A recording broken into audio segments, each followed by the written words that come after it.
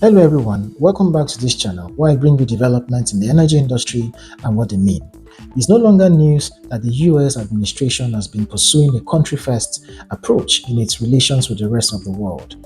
And this time, the US president, earlier in January 2026, issued a sweeping executive order directing the United States to withdraw from 66 international organizations, treaties, and United Nations bodies, which the government claims are contrary to US interests and sovereignty.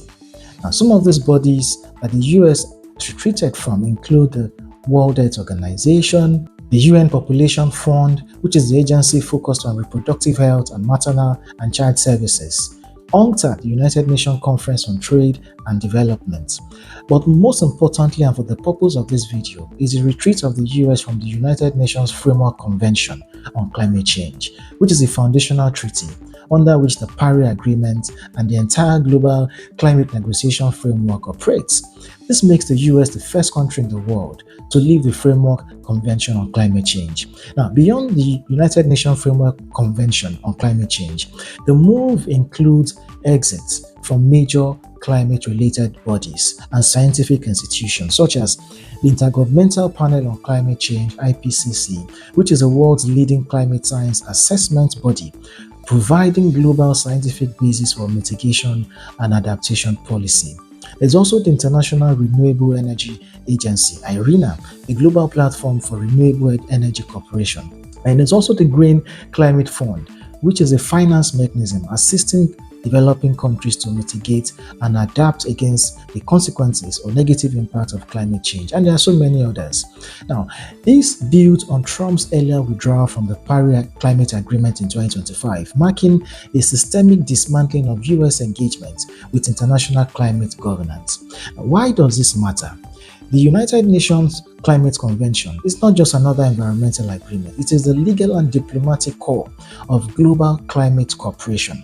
Now, since its adoption in Brazil in 1992, all major economics have been parties agreeing to coordinate greenhouse gases mitigation, transparency, climate finance technology transfer, and adaptation planning. Now, by leaving this framework, the US will lose a seat at the negotiation table, especially during the annual Conference of the Parties COP meetings, where collective climate goals are set and negotiated.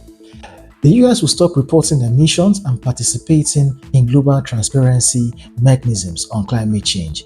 It would also halt its financial contributions to climate finance vehicles, which is going to be a huge gap given US historic contributions to climate funds. The US will no longer participate in setting global standards for adaptation and resilience initiatives. Now, experts have argued that the exit of the US from the Framework Convention is more significant than quitting the Paris Agreement because it removes the US from the governance architecture itself, not just its individual commitments under that agreement. Now, how has world leaders reacted to the exit of the US? The president of France, Emmanuel Macron, has criticized the US retreat from global cooperation. Macron condemned the move as abandoning multilateralism and weakening global institutions, warning that it undermines not just climate action, but the very foundation of collective diplomacy that Europe and its partners rely on. German President Frank-Walter Steinmeier also echoed Macron's concerns, lamenting the erosion of post-World War II rules-based order and warning that retreat by the US from international treaties and cooperative framework make the global response to crisis, climate change included, far more difficult. UN Secretary-General António Guterres expressed regret over the withdrawals, emphasizing that the US still has legal obligations to fund some UN agencies under the UN Charter, despite the announced departures. He reiterated that global challenges like climate change require cooperative solutions, not unilateral exits. Now, how does the exit of the US impact global push to reduce greenhouse gases? The United States is one of the world's largest historical emitters of CO2 and remains a top producer of greenhouse gases. Its withdrawal from core climate governance structures sends a powerful signal. Why? This will weaken collective accountability. Without US engagement in negotiation and reporting frameworks, there is less international pressure on major emitters to enhance ambition.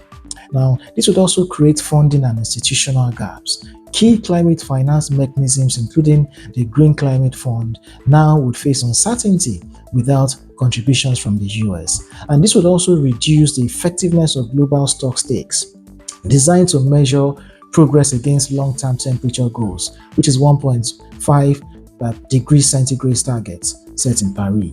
Now, climate scientists have warned that this could delay or dilute efforts to curb emissions globally, particularly as developing countries depend on structured support and predictability. Now, next is to consider whether there will be a big vacuum in the absence of the US. This is unlikely as China and Russia are already big players in this space. China, for example, is already leading globally in renewable energy installation, solar, wind, and battery production, and has become a central driver of cost reductions in clean energy technologies.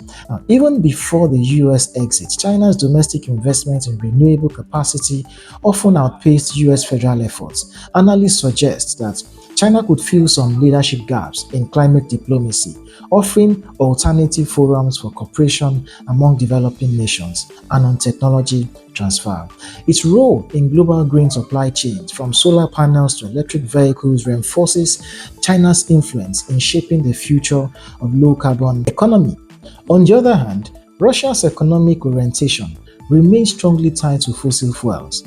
While not positioned to lead on renewables broadly speaking, Russia's energy export strategy and relations with emerging economies mean that Russia can influence global energy mix, especially where oil and gas continue to dominate. This influence may grow if climate diplomacy weakens. What does the US exit mean for Africa and the rest of the world? Now, for developing countries, many African nations, for example, are among the most climate vulnerable countries in the world. They often rely on international climate finance and technology transfer frameworks established under the UN Climate Convention and related agreements. In the short term, the US withdrawal would likely affect funding for mitigation and adaptation projects, support for climate resilience infrastructure, participation in structured international policy dialogues. We will then look into regional responses. Now, notwithstanding the exit of the US, countries and regions committed to climate action, including the European Union, parts of Asia and Latin America, have reaffirmed their commitment, signaling that global climate cooperation will continue despite the US withdrawal. Investments in renewables and low-carbon infrastructures have continued to grow, highlighting that the economic drivers of the energy transition remain very strong. And in summary for today, the US withdrawal from the Climate Convention and related climate bodies under President Trump marks a historic rupture in global climate governance. It removes a major emitter from the architecture designed to coordinate global temperature goals, which weakens funding and cooperation mechanisms and signals a deeper shift in US engagement with multilateral institutions. Now, while other nations, particularly China and the EU, may expand their roles in climate leadership, the absence of US federal participation represents a serious challenge to global efforts to curb greenhouse gas emissions and keep global warming within safe limits. From global responses so far, the public and the private sector actors have signaled that international climate action will continue.